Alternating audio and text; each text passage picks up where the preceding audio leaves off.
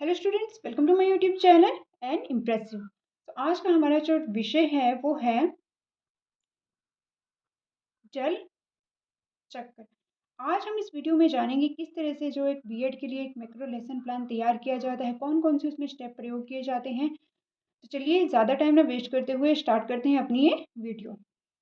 सबसे पहले आता है किसी भी पाठ योजना में हमारा इंट्रोडक्शन पार्ट, जिसमें कि आता है सबसे पहले नाम, कौन ये पाठ योजना तैयार किया जाता है, उस यहाँ पे उसका नाम लिखा जाता है।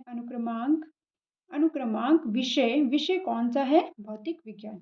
उप विषय है हमारा जल चक्र। कक्षा, कौन सी कक्षा के लिए पाठ्य योजना तैयार की जा रही है, छठी के लिए।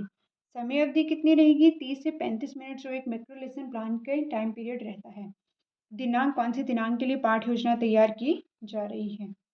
अब बात करते हैं अनुदेशनात्मक उद्देश्य। किसे कहते हैं अनुदेशात्मक उद्देश्य। जब पाठ के अंत में विद्यार्थी किसी भी उत्तर देने में, प्रश्न के उत्तर देने में सक्षम होंगे, तो वहाँ से जो हमारे उद्देश्य परिपूर्ण होंगे वो कौन कौन से होंगे, वही इसमें लिखे जाते हैं। जैसे कि जल चक्र को परिभाषित करने में विद्यार्थी जो हैं सक्षम होंगे, जल चक्र की प्रक्रिया को वर्गीकृत करने में, वाष्पीकरण और संघनन में अंतर स्पष्ट करने में, चौथा है जल चक्र को चित्रित करने में। अब बात करते हैं सहायक सामग्री। सहायक सामग्री वो सामग्री होती है जो एक अध्यापक बच्चों को पढ़ाते समय प्रयोग में लाते हैं, उन्हें हम कहते हैं सहायक सामग्री। जैसे श्यामपट्ट, चौक, झाड़न, संकेतक आदि। पूर्व ज्ञान परीक्षण, कुछ प्रश्न जो हैं अध्यापक के द्वारा बच्चों से पूछे जाते हैं। जैसे पहला है, विद्यार्थियों, हमें जीवित रहने के लिए किन चीज़ों की आवश्यकता होती है। भोजन, जल, वायु। बच्चे उत्तर देते हैं भोजन, जल और वायु। प्रश्न दूसरा है, जल नालों, नदियों, कुओं और तालाबों में कहाँ से आता है। उत्तर, वर्षा से। प्रश्न तीसरा है, वर्षा कैसी होती है। उत्तर, वर्षा कैसे होती है। तो बच्चे उत्तर देने में असमर्थ होते हैं, इसलिए वो नहीं जानते हैं कि वर्षा कैसे होती है। अब आता है उप विषय की घोषणा। अध्यापक के द्वारा जो है उप विषय की घोषणा कर दी जाती है। विद्यार्थियों, हमें जीवित रहने के लिए मूलभूत तत्वों की आवश्यकता होती है। जैसे भोजन, जल, वायु। नदियों, नालों, कुओं तथा तालाबों में जल वर्षा से आता है। वर्षा का होना जल चक्र की एक प्रक्रिया होती है। तो विद्यार्थियों, हमारा आज का विषय है जल चक्र। अब आता है प्रस्तुतिकरण, जिसमें कि 4 मुख्य बिंदु पाए जाते हैं। शिक्षण बिंदु, छात्र अध्यापिका क्रियाएं, जिसमें कि छात्र अध्यापिका की क्रियाएं यहाँ पे लिखी जाती हैं। छात्र क्रियाएं, क्या क्या छात्र जो क्रियाएं करते हैं, क्या क्या उत्तर देते हैं, क्या क्या सुनते हैं, वो यहाँ पे लिखे जाते हैं। चॉकबोर्ड कार्य, जो भी ब्लैक बोर्ड पे एक अध्यापक लिखता है वो यहाँ पे मेंशन किया जाता है। जल चक्र जैसे यहाँ पे टॉपिक है हमारा। तो सबसे पहले बात करते हैं, शिक्षण बिंदु में लिखा जाता है जल चक्र। विद्यार्थियों, पृथ्वी का 2/3 भाग जल से घिरा हुआ है, जिसका अधिकांश भाग महासागरों में है। जल का वाष्प के रूप में वायु में पहुंचना तथा वर्षा द्वारा वापस महासागरों में लौटना जल चक्र कहलाता है। जल चक्र पृथ्वी पर उपलब्ध जल के एक रूप से दूसरे रूप में परिवर्तन होने और एक भंडार से दूसरे भंडार या एक स्थान से दूसरे स्थान को गति करने की चक्रीय प्रक्रिया है, जिससे कुल जल की मात्रा का क्षय नहीं होता, बस रूप परिवर्तन और स्थान परिवर्तन होता है। विद्यार्थी जो हैं ध्यानपूर्वक सुन रहे होंगे। विद्यार्थियों, पृथ्वी का कितना भाग जल से घिरा हुआ है, आप बताइए। बच्चे उत्तर देते हैं 2/3 भाग। शाबाश, बैठ जाइए।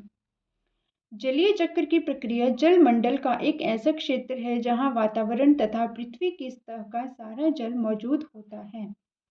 इस जल मंडल में जल की गति ही जल चक्र कहलाती है। सभी विद्यार्थी सुन रहे होंगे। ब्लैक बोर्ड वर्क में क्या लिखा जाएगा, पृथ्वी का 2/3 भाग जल से घिरा हुआ है। छात्र अध्यापिका चार्ट की सहायता से समझा रही होगी।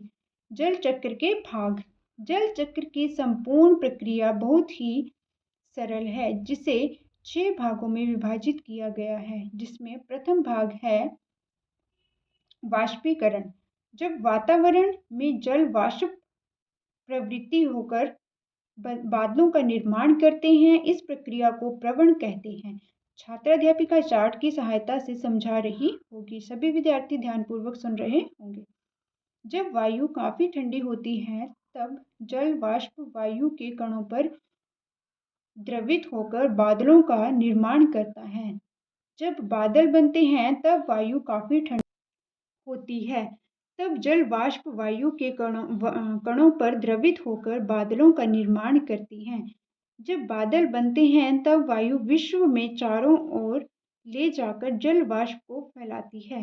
विद्यार्थियों, वाष्प वातावरण में जाकर किस में बदल जाते हैं, आप बताइए। बच्चे उत्तर देते हैं बादलों में। अब है वाष्पोत्सर्जन।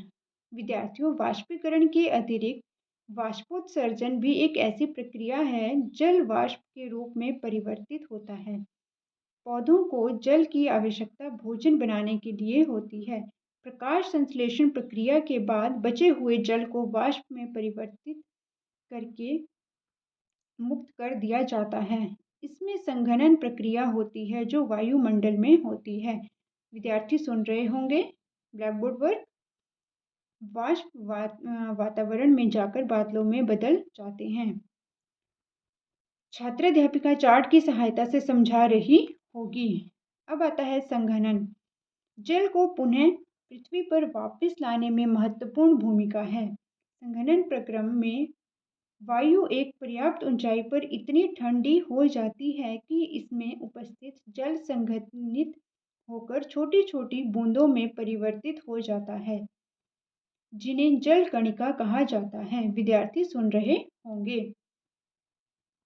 जल कणिकाएं आपस में मिलकर एक बड़ी जल की बूंद का निर्माण करती हैं, फिर पृथ्वी पर गिरती हैं, जिसके परिणाम स्वरूप जल चक्र चलता है। विद्यार्थी, वाष्पीकरण की प्रक्रिया को क्या कहते हैं? बच्चे उत्तर देते हैं वाष्पोत्सर्जन।